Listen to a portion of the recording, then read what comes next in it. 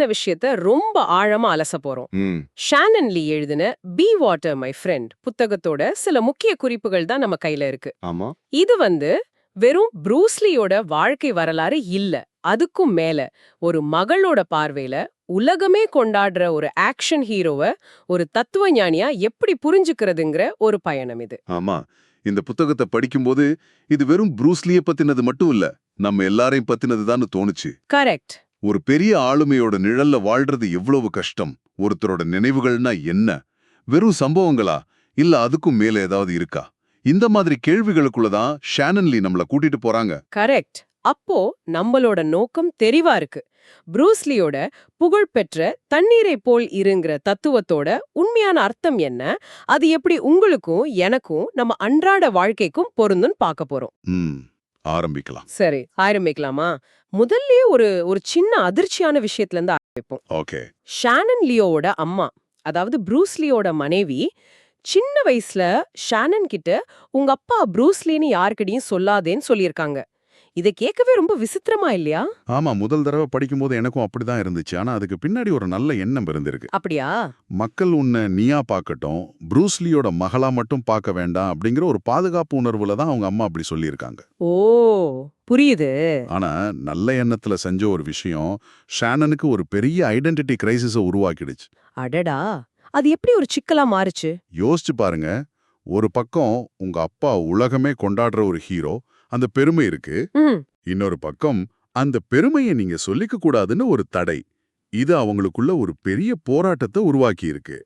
நான் நானாக இருப்பது எப்படி என்கிற கேள்வி. அதேதான்.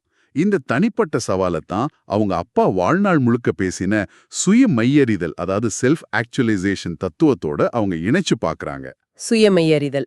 இந்த வார்த்தையை நம்ம அடிக்கடி கேக்குறோம். ஆனா அதுக்கு சரியான அர்த்தம் என்ன? கொஞ்சம் விளக்க முடியுமா? நிச்சயமா. செல்ஃப் ஆக்சுவலைசேஷன்ங்கிறது சுருக்கமா சொல்லணும்னா, நம்மளோட முழு திறனையும் ஆற்றலையும் உணர்ந்து நாம உண்மையிலே யாருங்கிறத எந்தவிதமான முகமூடியும் இல்லாம முழுமையா வெளிப்படுத்துறது தான். ஓகே. ப்ரூஸ்லி இதுதான் தான் வாழ்க்கையோட அடித்தளமா வச்சிருந்தார். ஷானன் லீக்கும் இதுதான் பெரிய சவாலா இருந்திருக்கு. புரியுது. வளர்ந்த பிறகும் இந்த சிக்கல் தொடர்ந்ததா? குறிப்பா அவங்க அப்பாவோட மரபுரிமைய பாதுகாக்கிற வேலைய முழுசா எடுத்துக்கிட்ட பிறகு எப்படி இருந்துச்சு? அது இன்னும் மோசமாகிடுச்சுன்னு தான் சொல்லணும். அப்படியா? ஒரு பார்ட்டிலையோ இல்ல ஒரு சந்திப்புலையோ நீங்க என்ன பண்றீங்கன்னு யாராவது கேட்டா அவங்களுக்கு பதில் சொல்ல முடியாது. ஏன்? உண்மைய சொன்னா அந்த உரையாடல் மொத்தம் அவங்க அப்பாவை பத்தி போயிடும். அவங்க ஒரு தனி நபரா அங்க இருக்க மாட்டாங்க. ம்.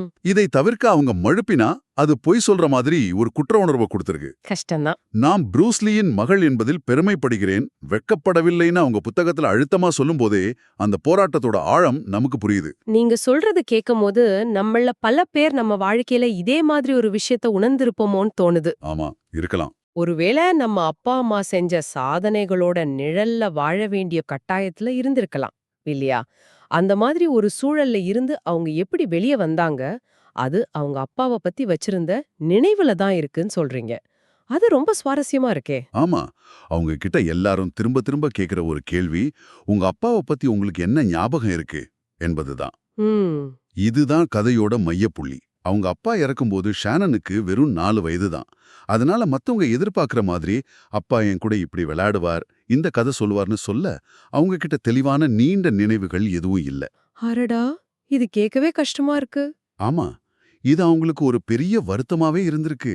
அப்போ அவங்க எப்படி தன் தந்தைய புரிஞ்சுக்கிட்டாங்க? இங்கதான் அவங்க நினைவுங்கிற வார்த்தைக்கே ஒரு புதிய அர்த்தம் கொடுக்கறாங்க.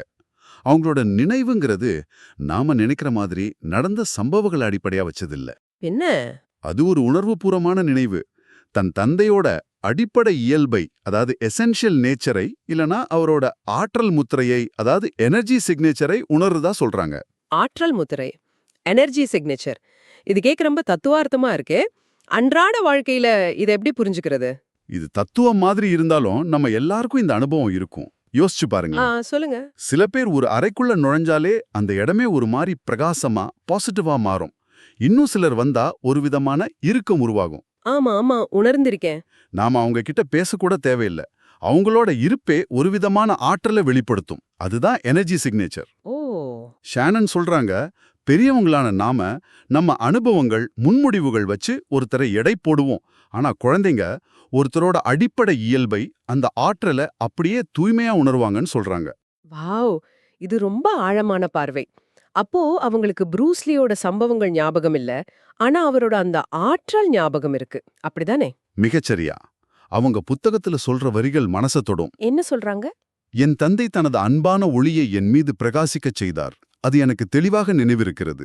அவரது அடிப்படை இயல்பு எனக்கு நினைவிருக்கிறது. அவர் எனக்கு நினைவிருக்கிறார் அப்படின்னு சொல்றாங்க. ம். அந்த அன்பு, அந்த இருப்பு, அந்த ஆற்றல் அது உங்க மனசுல ஆழமா பதிஞ்சிருக்கு.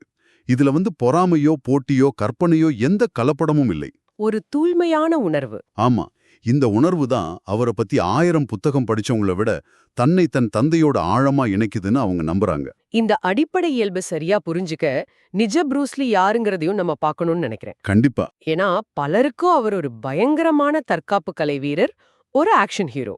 அவ்வளவுதான். ஆனா ஷானன் அந்த பிம்பத்தை உடைக்கிறாங்க இல்லையா? நிச்சயமா, இது புத்தகத்தோட மிக முக்கியமான பகுதி. ப்ரூஸ் லீயோட திறமைங்கிறது பிறவிலேயே வந்ததில்ல. அதுக்கு பின்னாடி மிக கடுமையான, நம்ப முடியாத உழைப்பு இருக்கு. அப்படியா? சிலர் நம்பாமல் இருக்கலாம், ஆனால் நான் செய்த எதையும் கச்சிதமாக செய்ய பல மணி நேரம் செலவிட்டேன்னு ப்ரூஸ் லீயே ஒரு இடத்துல சொல்லியிருக்காரு. இத ஷானன் மேற்கோள் காட்டுறாங்க. அவர் தன் உடலை மட்டும் செதுக்கல, தன் மனதையும் செதுக்கி இருக்காரு. ஆமா, அந்த பட்டியல் ரொம்ப நீளமா இருக்கு. கையெழுத்து அழகா இருக்கணும்னு பயிற்சி எடுத்திருக்காரு. ம். இலக்கணம் பிழை இல்லாம ஆங்கிலம் பேசவும் எழுதவும் கடுமையா உழைச்சிருக்காரு. அமெரிக்காவோட வட்டார வழக்க புரிஞ்சுக்க நகைச்சுவைகளை திரும்ப திரும்ப சொல்லி பார்த்திருக்காரு. ஆமா, ஒரு படத்தை எப்படி இயக்கணும்னு கத்துக்கிட்டார். இப்படி தன் ஆளுமையோட ஒவ்வொரு பகுதியையும் மெருகேற்றிருக்காரு. இதுக்கு பின்னாடி இருந்த உந்துதல் என்னவா இருந்திருக்கும்? வெறும் வெற்றி மட்டும்தானா? அது வெறும் வெற்றி மட்டும் இல்ல, அது தன்னை முழுமைப்படுத்திக்கிற ஒரு பயணம். ஓ. ஒரு சீனரா ஹாலிவுட்ல தன்னை நிலைநிறுத்திக்க, அங்கிருந்த ஸ்டீரியோ டைப்புகளை உடைக்க அவர் தன்னை எல்லா வகையிலும் தயார்படுத்திக்க வேண்டியிருந்தது. சரிதான். தற்காப்பு கலையில அவர் ராஜாவா இருக்கலாம், ஆனா ஒரு நடிகரா, ஒரு இயக்குனரா, ஒரு எழுத்தாளரா தன்னை நிரூபிக்க இந்த உழைப்பு அவசியமா இருந்துச்சு. இதுதான் அவரை ஒரு வெறும் ஆக்ஷன் ஹீரோலிருந்து ஒரு கலைஞனா மாத்துச்சு. ஆனா அவரை ஒரு சூப்பர் ஹீரோவா, ஒரு கடவுள் மாதிரி மட்டுமே பாக்குறதும் தப்புன்னு ஷானன் சொல்றாங்க. அது எனக்கு ரொம்ப பிடிச்சிருந்தது. ஆமா, அந்த சமநிலை தான் முக்கியம். அவரை நமக்கு இன்னும் நெருக்கமா கொண்டு வரதே அந்த பகுதி தான். நிச்சயமா. அவர் எல்லாத்துலயும் சிறந்தவர் இல்லைன்னு ரொம்ப நகைச்சுவையா சொல்றாங்க. ஆமா. ஒரு லைட் பல்பு மாத்தவோ, ஒரு முட்டை சமைக்கவோ அவருக்கு தெரியாதாம். ஆமா. கற்பனையா ஒரு விஷயத்த சொல்றாங்க. ஒருவேளை அவர் ஐக்கியா பர்னிச்சர் அசெம்பிள் பண்ண முயற்சி செஞ்சிருந்தா கடைசியில அது சுக்குநூறாகி அதோட ஸ்க்ரூவ சுவத்துல விட்டெறிஞ்சிருப்பார்னு சொல்றாங்க. ஆமா, இதை கேட்கும்போது தான் அவர் நம்மள மாதிரி ஒரு மனுஷன்னு தோணுது. சில விஷயங்கள்ல கோவமும் இயலாமையும் கொண்ட ஒரு சாதாரண மனிதர். போன வாரம் நானே ஒரு டேபிள் அசெம்பிள் பண்ண முடியாம திண்டாடினேன். ப்ரூஸ்லியும் நம்மள மாதிரி தான்னு கேட்கும்போது ஒரு சின்ன சந்தோஷம் வருது. அப்ப ஒரு வகையில அவர் தன் வேலையில காட்டின அந்த பெர்ஃபெக்ஷன் அன்றாட வாழ்க்கையில இல்லாம இருந்திருக்கு. இது நிறைய சாதனையாளர்கள் கிட்ட நம்ம பார்க்குற ஒரு விஷயம் தானே. மிகச்சரியான கேள்வி. ஆமா, இது ஒரு பொதுவான குணாதிசயம். அவங்களோட ஆற்றல் முழுவதையும் ஒரு குறிப்பிட்ட துறையில செலுத்துறதால அன்றாட சாதாரண விஷயங்கள்ல கவனம் செலுத்த முடியாம போயிடும். இருந்து நாம கத்துக்க வேண்டிய உண்மையான பாடம் நமக்கு புரியும். அருமை. அப்போ இந்த மனிதர்கிட்ட இருந்து நாம என்ன கத்துக்கணும்? அவர மாதிரி ஆகணுமா? இந்த பார்வைதான் புத்தகத்தோட மைய கருத்துக்கே நம்மள கூட்டிட்டு போகுதுன்னு நினைக்கிறேன். கரெக்ட். இதுதான் இந்த முழு உரையாடலோட உச்சக்கட்டம். புத்தகத்தோட மிக முக்கியமான செய்தி. ப்ரூஸ்லி உங்களை ப்ரூஸ்லியாக இருக்கச் சொல்லவில்லை. வாவ். இதுதான் ஷானனுக்கே கிடைச்ச ஒரு பெரிய ஞானம். ப்ரூஸ்லியோட மகளா அவரை மாதிரியாவது கொஞ்சமாவது இருக்கணுங்கிற அழுத்தம் தன்னை முடக்கி, பயமுறுத்தி, செயலிழக்க வச்சதா அவங்க விழிப்படையா ஒப்புக்கிறாங்க. அப்போ தண்ணீரை போல் இருங்கிற தத்துவத்தோட உண்மையான அர்த்தம் என்ன? அது மற்றவர்களை பின்பற்றது இல்ல, அது சுய மெய்யறிதல் பத்தினது. உங்களை நீங்க முழுசா அறிஞ்சுக்கிறது.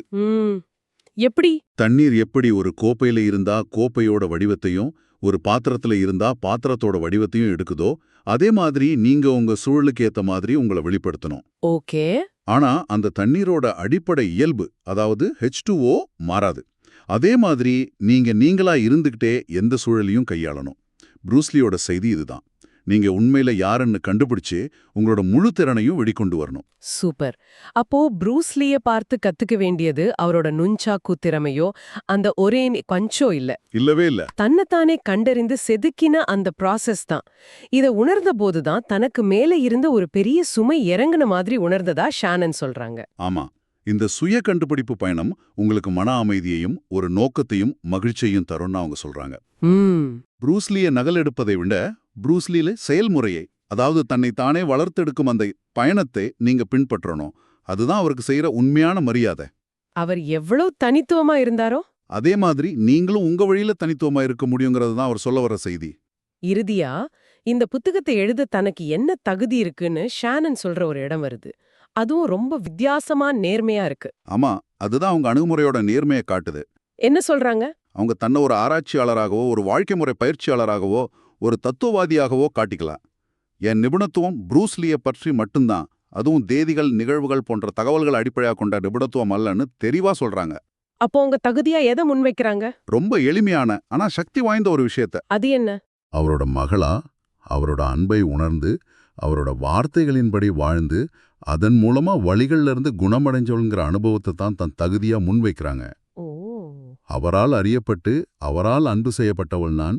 என் தந்தையின் வார்த்தைகளின்படி என்னால் முடிந்தவரை வாழ்கிறேன், விடாமுயற்சியுடன் என்னை தேடிக்கொண்டிருக்கிறேன்னு சொல்றாங்க.